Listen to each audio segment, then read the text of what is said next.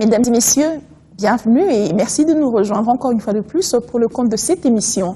Le Point qui revient ce soir avec quelqu'un du métier de la presse qui recueille l'information, qui la traite, qui la diffuse, mais également qui analyse l'information. Il s'agit bien de Mike Mukebai Kosso. Lui, il est éditeur du journal Congo News, qui se porte bien, qui a pignon sur rue.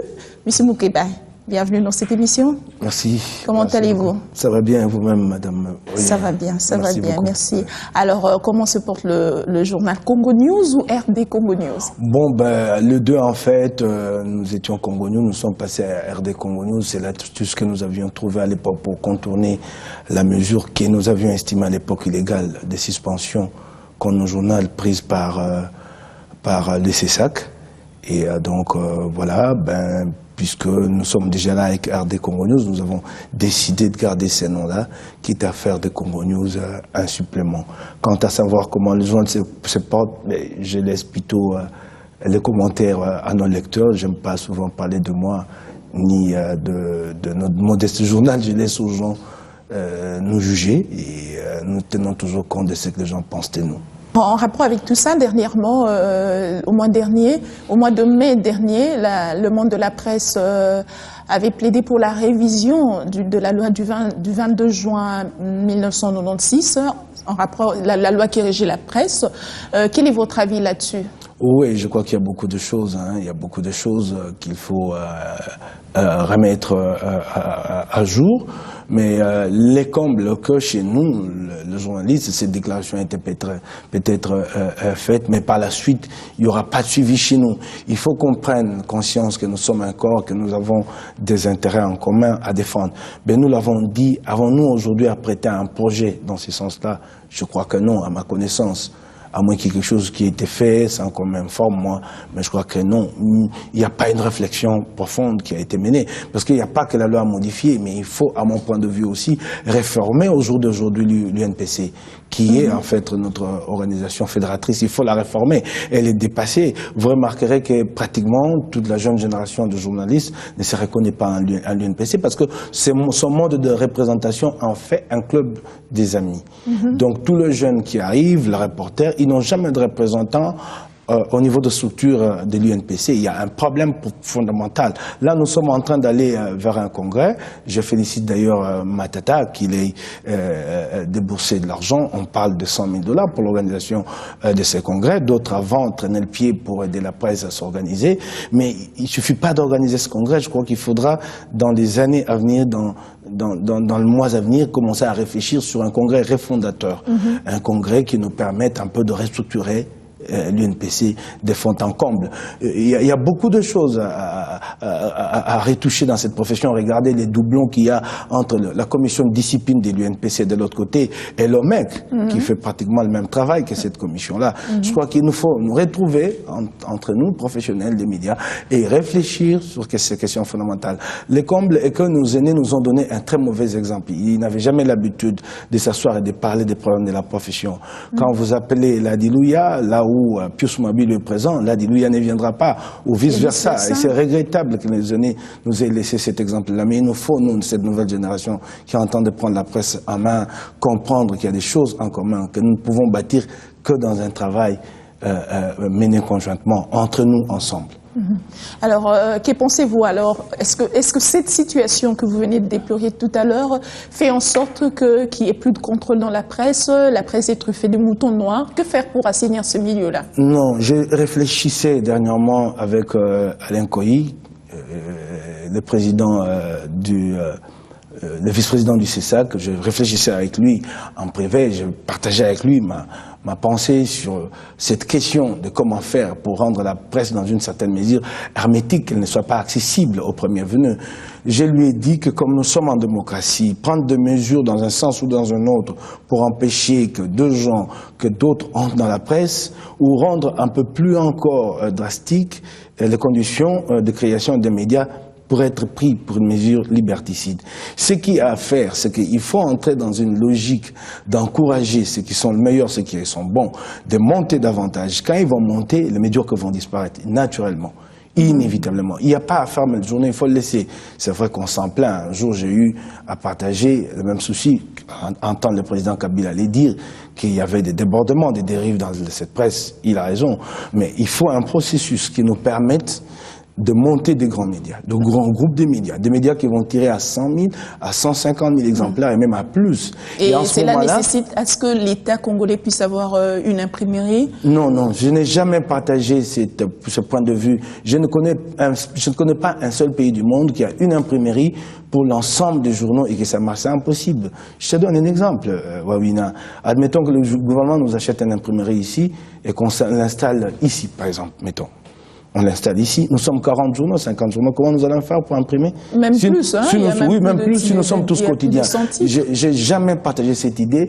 Tous ceux qui ont avancé cette idée ne l'ont jamais étudiée, au fond. C'est une idée comme ça, qui a été avancée, même à l'époque où le gouvernement avait débloqué de l'argent pour nous, de l'argent qui finalement n'avait pas été débloqué, que nous n'avons pas perçu. Les gens ont parlé d'une imprimerie à mettre à la disposition. C'est impossible sur le plan pratique. Et puis, en fait, cette imprimerie, nous y accéderons gratuitement ou nous allons payer? Quel serait l'avantage? Payer, mais à moindre frais. Non, je crois, mais à moindre frais. Alors, tous nous irons là-bas et ça va se boucher. Ça va se fermer un peu. C'est le problème. Vous allez recevoir 40, 50 journaux. C'est le problème. Je crois que de ce côté-là, il s'agit de la vie d'un marché libre et libéral. Il nous appartient à nous, il appartient à des opérateurs d'investir dans ce domaine-là. Il y a déjà des imprimeries assez performantes ici. Le problème est que nous ne sommes pas à niveau pour aller vers ces imprimeries. Nous sommes tellement pauvres que nous allons imprimer là où nous payons $200 avec nos tirages de 500, des 1000 exemplaires. C'est ça le problème. Il nous faut monter et un jour acquérir ces imprimeries-là. Mais ne demandez pas au gouvernement de mettre une imprimerie, une seule, à notre disposition pour l'ensemble de la presse. Je ne sais pas comment on va gérer ça.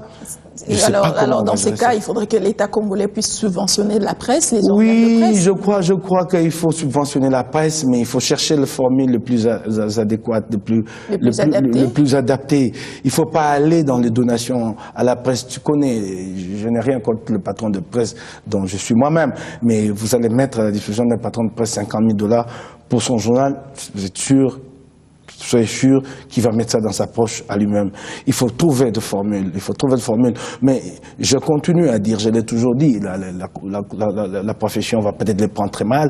Je ne suis pas d'accord qu'on ait une presse qui n'est pas responsable, qui ne s'organise pas. Si aujourd'hui, à l'époque de fameux 2 millions de $, disons que ces 2 millions de $ aient été débloqués, finalement on allait le distribuer comment? Tu sais ce qui se passe, Wawina. Quand on parle de l'argent dans la presse, même les journaux disparus d'il y a 10 ans reviennent à la surface. Et il faut distribuer cet argent à 100, à 200, à 400 médias. C'est impossible. Combien d'argent faudra-t-il alors pour donner à toute cette presse-là? C'est impossible. Il nous faut, nous, commencer par nous prendre nous-mêmes en charge, nous responsabiliser et nous présenter devant l'État, devant le gouvernement congolais, comme un interlocuteur responsable. Et là, nous parlons, nous mettons d'accord sur des projets. Comment on peut nous aider? À ce stade, moi, j'ai toujours dit, il ne faut pas aider cette presse. D'accord, d'accord. Voilà. Je vous ai présenté en début d'émission comme analyste politique également. Donc, vous allez analyser l'actualité politique avec nous. On va commencer par la relation entre la communauté internationale et la RDC. Actuellement, on sent qu'il y a quelques tensions, quelques petites tensions. Alors, à votre avis, comment voyez-vous actuellement, comment voyez-vous la relation entre la communauté internationale et le gouvernement congolais? Non, il faut voir les choses à 2 niveaux. Quant au processus électoral, si je peux dire, sous cet aspect plus politique, ça ne va pas entre le président Kabila et la communauté internationale. Mais pour le reste, le gouvernement entretient de très bons rapports avec la communauté internationale. Au niveau multilatéral comme au niveau bilatéral, j'ai vu encore récemment des satisfaits à l'endroit du gouvernement, notamment du côté du FMI et de la Banque mondiale, si ça peut aller ainsi pour qu'on revienne en programme. L'autre question, je crois que cette question parle d'un principe qui a été de manière implicite convenu entre les partis depuis le début de ce processus.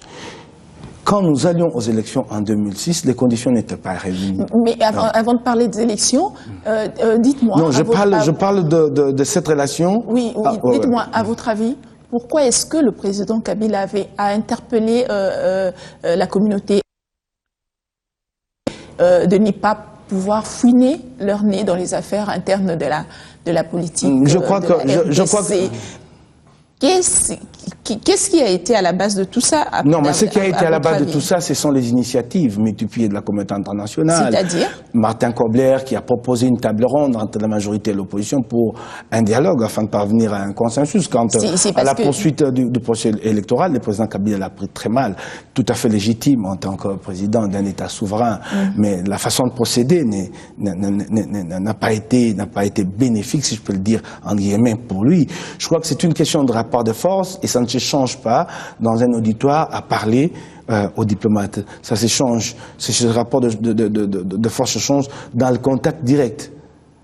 Dans le contact direct mené via des émissaires ou par Kabila lui-même, mais pas à parler à des ambassadeurs dans un auditoire. Comme si on se retrouvait dans une salle de classe et qu'il y avait un prof qui faisait des leçons aux élèves. Forcément, les ambassadeurs l'ont pris très mal. Et on a très vite vu la réaction de la communauté internationale. Les envoyés spéciaux sont venus ici, toute une batterie. Ils ont été encore plus mordants qu'avant. Ils ont réitéré le message qu'ils avaient déjà formulé quant au respect de la Constitution. Est-ce que c'est sur base de ça que Fayneul et Diane Corner, l'ambassadrice de la Grande-Bretagne, sont têtes pour dire que la situation va demeurer telle qu'ils veulent voir la publication du calendrier électoral complète?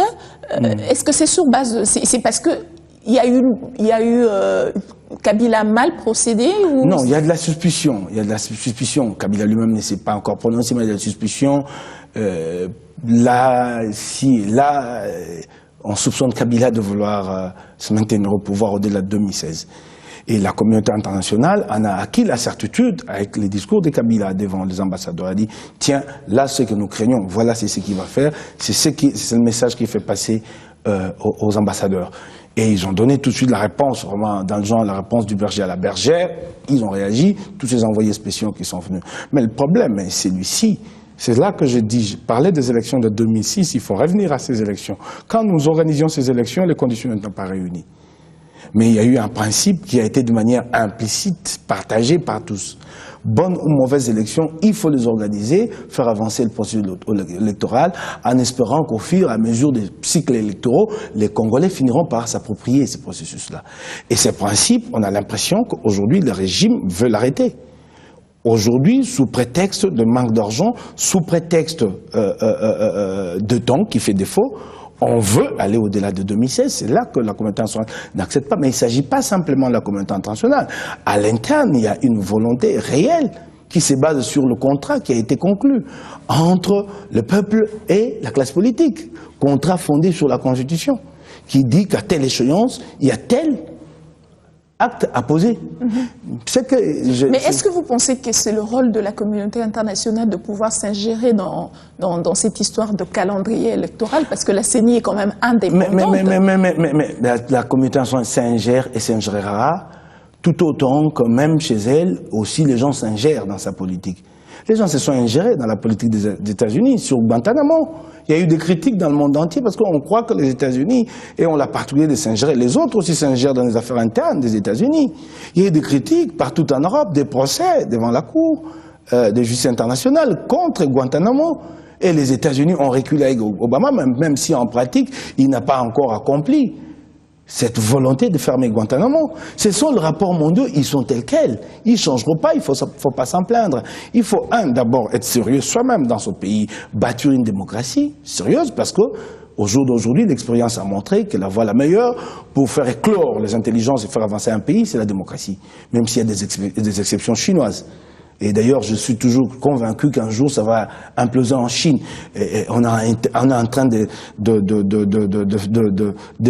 mettre la pression, d'appuyer sur le couvercle, mais un jour, il va sauter. Un pays qui est prospère, qui avance, on dit tout le bien de lui, mais avec une population très pauvre, qui a des revenus peut-être 10 fois plus bas que l'Australien moyen. Ce n'est pas normal pour un pays qui est une puissance vantée partout. Oui. Ça va finir par imploser un jour. Alors, s'agissant de cette ingérence, elle est inévitable. C'est ça le rapport mondial.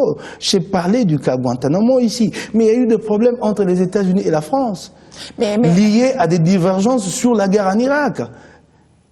Si tu avais suivi cette période de l'histoire de l'humanité, il est arrivé même qu'aux États-Unis, on boycotte les produits français. Ce sont les rapports mondiaux, ils sont faits tels quels. Mais le problème est qu'on soit d'abord sérieux en bâtissant une démocratie qui te permette à l'intérieur d'avoir une légitimité. Mais tu as beau crier que la communauté internationale s'ingère, mais quand déjà au sein de ton propre pays, il n'y a pas de consensus, tu es affaibli. C'est ça tout le problème. Il faut parvenir à un consensus qui permet à nos dirigeants, à nos institutions, aux hommes au pouvoir d'être crédibles, légitimes, pour être des interlocuteurs valables sur la scène internationale. Ce qui n'est pas le cas. Nous sommes en train d'aller vers une rupture de consensus. Voilà. Entre-temps, Malou Malou persiste. Il a d'ailleurs dit le vendredi dernier qu'il ne changera pas le calendrier électoral. Il va procéder ainsi parce qu'il pense que la CENI est indépendante et que la décision prise par la CENI ne va pas subir quelques changements parce que la communauté internationale veut dire quoi nous sommes en train d'aller... Qu'est-ce qui va surgir par la suite? Mais nous allons inévitablement droit dans le mur vers une rupture de consensus. Ce consensus pour lequel les hommes au pouvoir s'étaient vantés en 2006 en disant que c'était historique d'avoir organisé des élections en République démocratique du Congo. Ils vont compromettre eux-mêmes ces socles-là qu'ils ont bâtis pour le Congo des années 2000. Ils vont compromettre ces socles-là, inévitablement. Alors, d'après vous, pourquoi Malou Malou refuserait-il de publier le calendrier global? Mais est-ce qu'il y a vraiment de raison qu'il refuse de le publier si ce n'est que de servir les intérêts du régime? Si ce n'est que de répondre au calcul du régime. Je ne peux pas expliquer ça autrement. Sinon, je ne vois pas pourquoi il ne publierait pas le calendrier global. C'est un processus, c'est un tout. Mais voilà, entre-temps, de l'autre côté, Jérôme Ponceau, qui est de l'AETA, qui dit techniquement c'est impossible d'organiser les élections en 2016. Techniquement, c'est vraiment impossible. Mais c'est cela, les chics du régime. Le régime se prévaut de ses propres turpitudes. Vous arrivez au pouvoir en 2011, il y a une contrainte, c'est une contrainte. Ça ne dépend pas de votre bon vouloir. Non, c'est une contrainte qui est d'organiser les élections dans le délai. On prend du temps à faire autre chose, et 2-3 ans après, on tente de mettre le processus, de le remettre sur les rails, le processus électoral, et puis on dit on n'a pas assez de temps. Comme si, bon, ça dépendait de la volonté des individus. Non, c'est une contrainte constitutionnelle. À la limite, si nous étions en droit pénal, ça ferait un procès et des gens iraient en prison. Mais comme on est en politique, les gens peuvent se permettre tout. Alors, on se permet tout, c'est ça ce qui est dramatique pour ces pays. Alors, il s'agit d'un processus... Puisque vous souhaitez qu'on organise tout de suite les élections présidentielles en 2016, que même quand c'est impossible, vous voyez que... Mais j'ai dit, c'est ça le problème. C'est ça le problème, Mawina. Les régimes se prévaut de ses propres turpitudes. C'est les régimes qui créent les conditions de pourrissement lui-même. Mais en ne faisant pas les choses à temps. Entre-temps, l'opposition qui doit alterner au pouvoir n'est toujours pas prête. Que pensez-vous de l'opposition politique actuellement? L'opposition politique présente beaucoup de faiblesses. C'est ce que je remarque au jour d'aujourd'hui, mais je vois qu'elle tente aujourd'hui d'essayer de relever la tête avec la coalition qui est en train d'être mise en place entre l'UDPS et l'UNC comme tête de pont, et puis les idées de Martin Fayoulou, les CEDER de Julien, de Jean-Lucien Boussa, qui est associé à ce mouvement, même s'il n'a pas encore donné son avis, Jean-Claude Vouemba, autant, comment il s'appelle, Franck Diongo. Vous avez foi en cette organisation. Combien de plateformes ont été déjà organisées au sein de l'opposition et qui dit qu'à une chose? C'est cela, je ne sais pas si aujourd'hui... Un véritable stratège, entre guillemets, vous entre guillemets, c'est ton point de vue, je te le concède. Alors, le problème de cette opposition, depuis toujours, c'est qu'elle n'a jamais eu d'intelligence stratégique. Et c'est mal, et beaucoup plus profond au sein de l'UDPS. Un parti très grand, mais qui, à mon point de vue, n'a pas d'intelligence stratégique pour prendre le pouvoir. Qui, à mon point de vue, a toujours des approches qui l'amènent droit dans le mur. Je vais te donner un exemple. Parce que souvent, quand on critique l'UDPS, les gens disent tout de suite, on l'a payé pour faire ça. Je ne peux pas comprendre qu'un parti politique qui milite pour la démocratie soit lui-même très irritable quand il s'agit de la critique adressée à lui-même. Ça, c'est très drôle, ça. On veut d'abord être là un peu comme dictateur, critiquer Kabila, dire qu'il est le plus mauvais, et c'est dire qu'on deviendra démocrate une fois au pouvoir. Quand on n'a pas été démocrate dans l'opposition, on ne laissera pas au pouvoir non plus. Alors, il faut commencer par l'être. Mais je vais te donner un exemple des approches malencontreuses de l'UDPS. notamment du président de l'UDPS, Etienne Tshisekedi. Je te donne un exemple. L'affaire Jacquemain Chabani. Mais au fond de cette affaire, il y a l'impression des cartes. Nous sommes au mois de septembre 2011. M. Etienne Tshisekedi en Europe, il appelle Jacquemain Chabani, il dit « Faites imprimer 16 millions de cartes à distribuer à travers tout le pays avant les élections. » Selon ce que nous avons appris des sources assez crédibles, c'est que des experts en Europe auraient dit à Tshisekedi « C'est vraiment la voie la plus pratique pour faire la bonne campagne. » Tu imprimes des cartes, d'abord ça te permet de savoir combien d'adhérents tu as, la vente des cartes te rapporte de l'argent, ensuite au même moment qu'on vend, on sensibilise. Tant mieux, c'est ça l'idée. Mais on imprime des cartes, 16 millions en septembre 2011, les élections ont lieu, et les présidentielles et les législatives, le 28 novembre 2011. Il y a à peu près 2 ou 3 mois d'intervalle entre les deux dates. On imprime 16 millions de cartes. Mais moi je suis dans la distribution, je suis patron d'un journal. Dans mon domaine, le plus dur, c'est pas de produire, c'est de distribuer. Tu peux avoir 1 million de journaux, si tu ne sais pas comment les distribuer, ils vont pourrir là. Mais quand tu sais qu'il fait imprimer en septembre 16 millions de cartes, 16 millions, il s'est posé la question de savoir combien de temps ça va prendre pour la distribution dans un pays dépourvu d'infrastructures.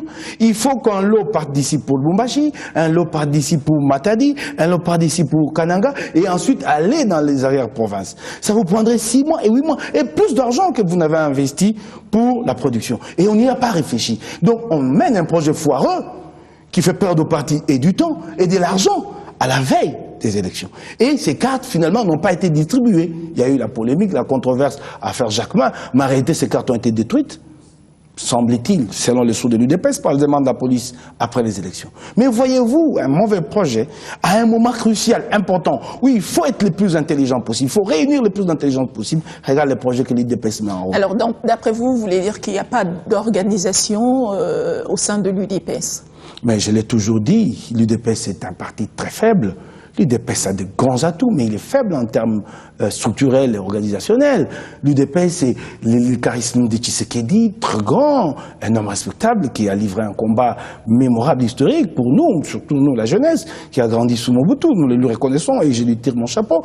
Et puis tu as la base, prête toujours à se mobiliser. Mais au milieu ici, il y a de l'air, il n'y a rien. Il n'y a rien. C'est pas l'UDPS des années 90. Le grand Tshisekedi qui s'affaiblit de plus en plus aujourd'hui par le poids de l'âge et aussi quelques faiblesses de santé. Il y a sa femme qui prend maintenant la relève, qui milite pour que Félix Tshisekedi puisse prendre la place de son père. Que pensez-vous de ce qui se passe au sein de l'UDPS et que pensez-vous du départ d'Albert Moleka au sein de cette partie d'opposition? C'est très dramatique pour le pays. Maintenant. Nous n'aurons jamais un grand Congo si nous n'avons pas de grands partis politiques. Parce que ce sont les partis politiques qui portent le pays.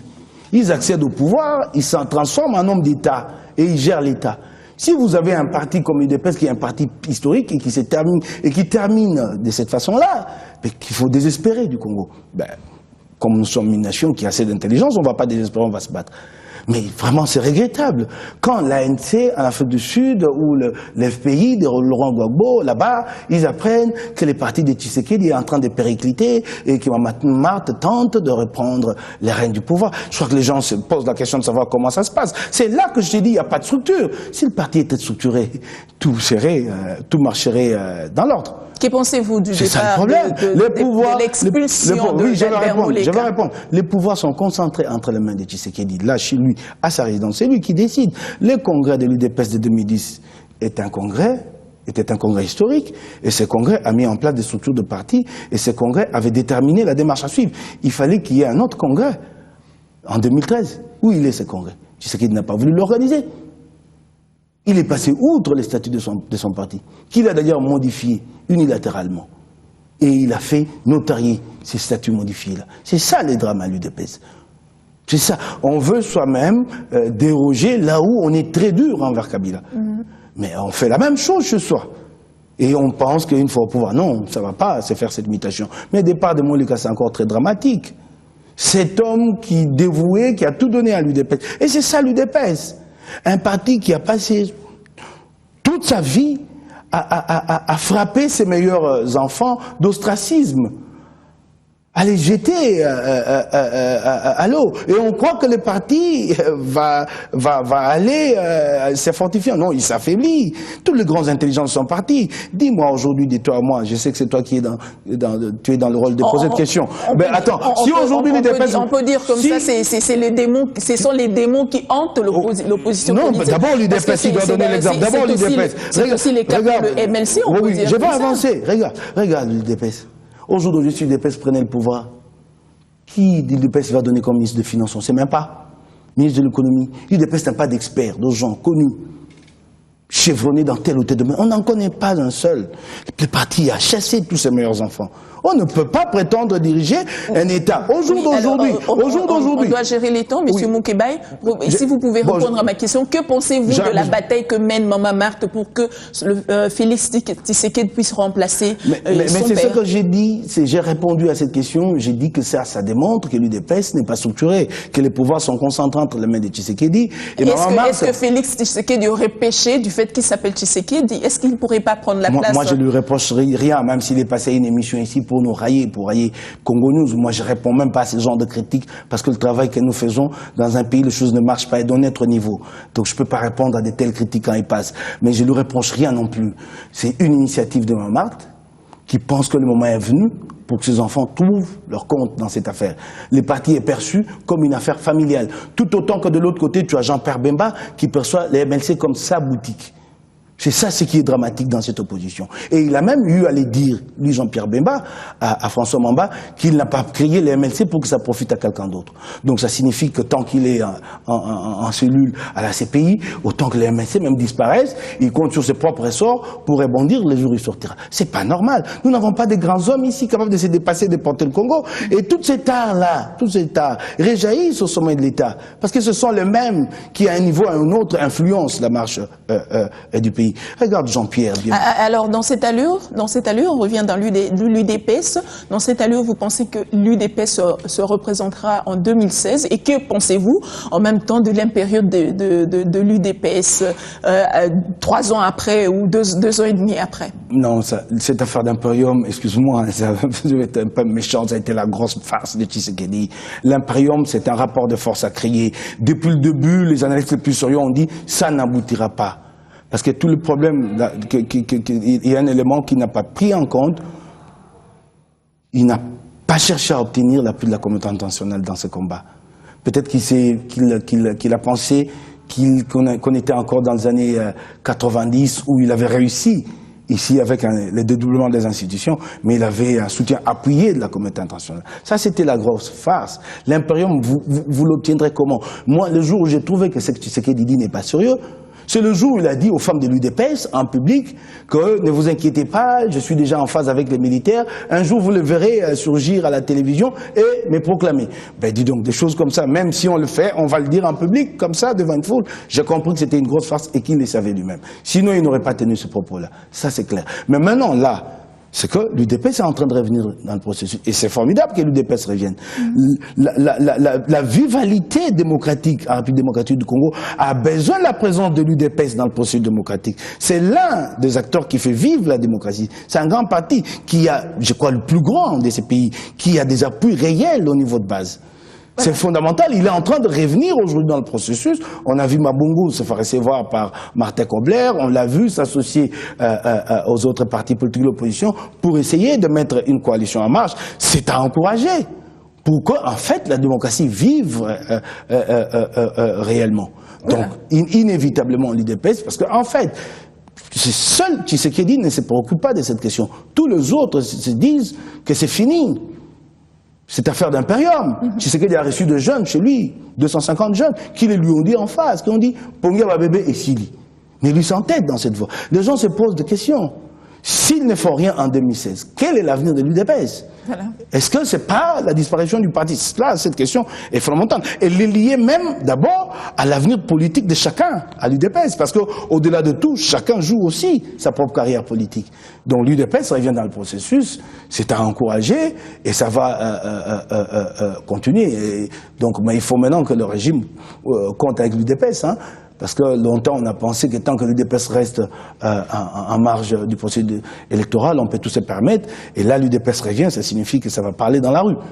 Alors, de toutes les oppositions, on prend les positions de Caméré parce qu'il y en a plusieurs. Hein. Vous savez que l'opposition est plurielle ici. Mais au moins.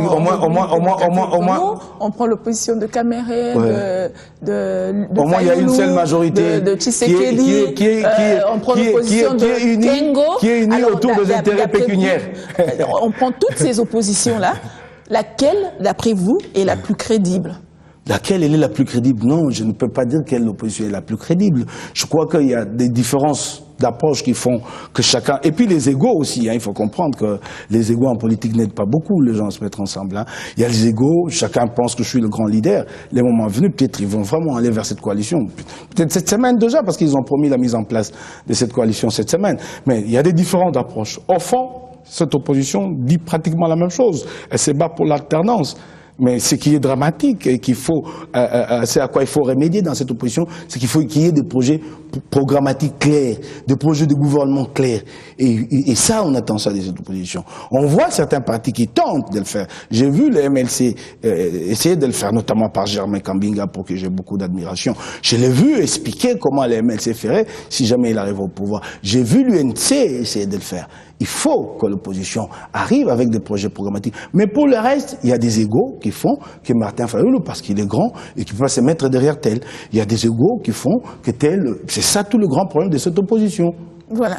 Donc, voilà. Alors, mais ça arrive partout au monde. La France a connu ce problème. Les partis socialistes ont eu du mal à se mettre d'accord. Il y a eu comment s'appelle, les primaires au niveau du parti qui ont départagé les partis socialistes pour finalement investir François Hollande. C'est lié à la nature humaine, il ne faut pas dramatiser. Voilà, on va parler de la révision constitutionnelle. Le gouvernement congolais a procédé le 9 juin dernier à la révision de quelques articles de la Constitution. Mais entre-temps, l'opposition craint que quelques articles tangibles soient également soumis à une... On n'a pas encore procédé à la révision. Il y a des projets. Des projets de loi qui touchent à la révision de la Constitution. Quelques articles de la Constitution, mais l'opposition craint aussi est-ce que les articles intangibles soient aussi touchés en ce moment-là. Est-ce que cette opposition a tort de... Mais oui, mais parce qu'il est bien clair que dans cette Constitution, il y a des articles intangibles de manière claire, mais il y a aussi des articles intangibles de manière implicite. Quand vous voulez toucher à l'élection du député provincial pour procéder au suffrage indirect, alors qu'il y a déjà une autre disposition de la Constitution qui dit qu'il ne faut pas entreprendre une révision constitutionnelle qui est dans le sens de réduire les pouvoirs des citoyens congolais, du peuple congolais. Quand vous changez le mode de scrutin, vous passez du mode de scrutin direct à indirect, suffrage direct à indirect, vous réduisez ou vous augmentez le pouvoir au peuple. Vous le réduisez. Donc cette disposition est autant intangible parce qu'il y a plus loin un article de la Constitution qui dit que vous ne pouvez pas entreprendre une révision qui réduise les pouvoirs du peuple. Et mais là, nous sommes en train d'aller vers une révision pour réduire les pouvoirs du peuple. Et ce qui est regrettable, c'est que ces révisions sont toujours opérées à la veille des élections. Mais alors, pourquoi ne pas le faire in tempore suspecto? Quand il n'y a rien, appelez le Congolais, et puis les révisions constitutionnelles ne doivent pas être l'affaire d'un seul groupe, c'est quand même très grave. Quand ils touchent, dans des situations pareilles, est-ce que vous ne pensez pas, est-ce que c'est un péché de reviser la Constitution pour pouvoir l'actualiser et l'adapter au contexte actuel? Parce que quand on dit qu'il n'y a pas d'argent pour organiser des élections à suffrage direct... Oui, non, il ne faut pas revenir sur cette question. Il n'y a pas d'argent. La démocratie coûte cher et c'est la voie de la stabilité, il faut mettre de l'argent. Sinon, alors arrêtons la démocratie. Quand on dit qu'il n'y a pas d'argent, j'ai entendu Vital Kamerhe dire quelque chose de fondamental que je vais répéter ici. Oui, quand il s'agit de vous, Vital Kamerhe dirait toujours des choses fondamentales. Tant mieux, mais ce qu'il a dit est pertinent. Ça, on comprend. Ce qu'il dit est pertinent. Ce qu'il a dit sur RFI dimanche, c'est pertinent. On dit aujourd'hui qu'il n'y a pas assez d'argent. Mais on va aller aux élections locales. On va élire des milliers de personnes. Les chiffres, il y avait polémique, 20, 21 000 élus. Et puis il va y avoir maintenant des structures à tous les échelons Des centres. Attends, j'ai terminé, Mamina. Il y aura des structures. Mais il y aura, je termine. Il y aura des oui, j'ai terminé là. Il y aura des structures à établir. Attends. Mais dans les des contextes actuels, le contexte actuel. Nous sommes dans le contexte. Beaucoup de pays africains se retrouvent dans ce même contexte. Tu peux me laisser terminer? Ils sont passés soit de la révision constitutionnelle. Non, tu peux me laisser terminer d'abord cette affaire d'argent. Cette affaire d'argent, j'ai dit que la démocratie coûtait cher. Je suis en train de répondre à quelque chose que Caméra a dit. La mise en place des structures qui découleront des locales urbaines et ainsi de suite. Mais ça nous demandera combien d'argent? Des bureaux à établir au niveau des districts. Caméra analyse mieux maintenant par rapport lorsqu'il était de l'autre côté. On comprend bien. Mais des milliards. Est-ce qu'on peut gérer les dons? Répondez à ma question. Mais j'ai répondu à cette question d'argent. Il n'y a pas que la RDC qui est dans cette situation. Il n'y a pas que la RDC qui est dans cette situation. Il y a beaucoup d'autres pays africains qui se sont retrouvés dans cette situation ou se retrouvent dans cette situation. Laquelle? Et qu'est-ce qu'ils ont opté? Ils sont soit passés à la révision constitutionnelle, soit ils sont passés au référendum. Est-ce que vous ne pensez pas que la RDC peut procéder de cette manière-là? Quand tu parles de la situation, je ne sais pas laquelle, parce que tout au début de cette émission, j'ai dit, ce qui est ici, le paradoxe ici, c'est que le régime s'éprouve de ses propres turpitudes. Corruption généralisée, qui fait qu'on n'arrive pas à faire les économies avec les finances de l'État, quoi qu'il y a quand même des fleurs à jeter à Matata, les efforts qu'il fournit depuis qu'il est là, mais en réalité, le système est pourri. Et Matata qui aussi est dans le système. Matata n'est pas en dehors du système. Vous avez tendance à penser que Matata est en dehors du système, il est dans le système. Au finish, l'État se retrouve sans moyens. Le gouvernement ne commence jamais les choses à temps. 2 années et demie après, on dit qu'on n'a pas assez d'argent, qu'on n'a pas le temps. Donc, ce sont les propres turpitudes du gouvernement qui sont pris comme prétexte pour amener le Congo dans le voie de l'anticonstitutionnalité. Les propres turpitudes. Donc le régime prend ses propres turpitudes, des actes qu'il a posés délibérément devant nous. Et puis un jour, on veut nous faire comprendre qu'on a maintenant le souci de bien faire. Et puisqu'on n'a pas pris de temps, ben voilà, il faut prendre telle voie détournée. Et bon, voilà, il faut maintenant aller outre la Constitution. La Constitution nous lie nous tous, Wawina. Okay. Et elle s'oppose à nous tous. Okay. On a plus 5 minutes pour finir cette émission. On va pas se quitter sans parler du fameux gouvernement de cohésion nationale qui s'est fait attendre. Le gouvernement de cohésion nationale. Alors, que pensez-vous? Pourquoi 8 mois après, on n'a toujours pas de gouvernement et jusqu'à la fin de la session ordinaire du Parlement, il n'y a toujours pas. Ça, c'est la parodie. Et il n'y a toujours pas de gouvernement de cohésion nationale. Est-ce qu'on peut dire comme ça que les concertations nationales ont été précipitées, ont été faites il faut qu'on arrête de donner du Congo l'image d'un vaudeville, d'une parodie, d'une pièce de théâtre. Il faut qu'on soit sérieux. Ces concertations sont terminées, elles sont dépassées par le contexte, elles ont été convoquées pour un objectif, obtenir de la classe politique de commencer le processus par le recensement, puis les locales, et comme ça, les présidentielles interviendraient 2017-2018. Donc, une prolongation de facto. On peut dire, ça n'a pas marché, ça n'a pas marché, ça n'a pas marché. Vite en besogne. Oui, ça n'a pas marché parce que le principal fort de l'opposition n'y sont pas allés. On était sûr que Kamere, Kengo avait fait ses calculs. Vous faites pas le porte-parole de Kamere. Non, je parle de faits. Je parle de faits. Parlez aussi de Fayou. Oui, mais je commençais par Kamere, j'allais parler de Badi Banga, non. Mais je parle de faits à l'époque pré-concertation. En tant que journaliste, on est bien d'accord. Oui, d'accord. Je parle des faits à l'époque pré-concertation. On était sûr qu'on amenait Kamere, on allait le bloquer dans le rôle de porte-parole de l'opposition et qu'il n'allait pas avoir beaucoup de marge de manœuvre. Et on était sûr que Sami Badi Banga allait s'impliquer dans la concertation. On était sûr que la MLC, qui a fait volte-face à la dernière minute pour dire qu'il ne participera pas au vent de cohésion nationale, Badi Banga qui a réuni les membres de l'UDPS parlementaire pour dire passons à un vote à bulletin secret pour savoir qui est pour ou contre pour aller au conseil. Il dit non monsieur, il n'y a pas de vote à faire ici. Nous sommes contre. Et il s'est fait que toutes ces principales forces de l'opposition n'ont pas pris part et il a manqué au régime cette carte pour aller vers la communauté internationale et dire ce n'est pas moi qui ai décidé, c'est la classe politique congolaise. Il n'y avait pas cette légitimité. Et les concertations se sont arrêtées à ce niveau-là. Donc le jour où le président de la République, Joseph Kabila, clôturait les concertations, ça n'était déjà fini. Il fallait en tirer les conséquences. Ça n'était fini. Elles n'ont accouché de rien, parce que le calcul fondamental n'a pas marché, n'a pas abouti. Alors, on n'aura jamais ce gouvernement en vous entendant parler. Il n'y aura plus de gouvernement de cohésion, il y aura un autre gouvernement, parce que peut-être Kabila, lié par sa parole qu'il a donnée, fera quelque chose, mais pas le gouvernement de cohésion. Même le commun mortel dans la rue, l'homme de la rue, il dit quoi en lingala? Ça fait 8 mois au jour d'aujourd'hui. C'est depuis le 23 octobre 2013 que ce gouvernement a été promis. Mais c'est fini, il faut oublier. Alors, que pensez-vous de ce cacique de l'opposition qui accuse le camp Matata de pouvoir freiner la publication, la mise en place de ce gouvernement? Le problème, c'est que les gens ont eu du mal à retomber sur leurs deux jambes après avoir espéré longtemps qu'ils allaient se tirer d'affaire en devenant ministres. Ils ne sont pas devenus et ils sont aux abois. Aux abois au point de sortir de réflexions du genre Matata embarrasse le président de la République. Matata n'embarrasse pas le président de la République. C'est le président de la République qui est le patron de la majorité. C'est à lui de décider. C'est pas Matata. Donc les gens aujourd'hui sont désillusionnés. Ils avaient, eux, tout orienté pour devenir ministre. Parce qu'en fait, le problème de la classe politique congolaise, c'est chacun d'entre nous règle son petit problème à lui. Elle est égoïste, elle pense à ses propres intérêts. Elle est même prête à accepter que ces pays disparaissent si, individuellement, lui peut survivre. C'est cela ce qui est dramatique. D'accord. On n'a plus de temps. On n'a plus de temps.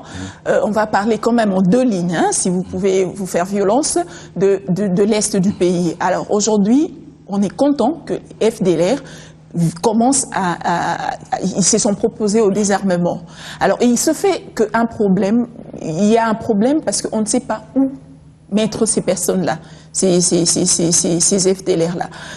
La communauté internationale qui s'implique et qui s'entête pour s'impliquer dans la gestion interne de la chose publique, pourquoi elle ne s'implique pas pour la réintégration de ces FDLR?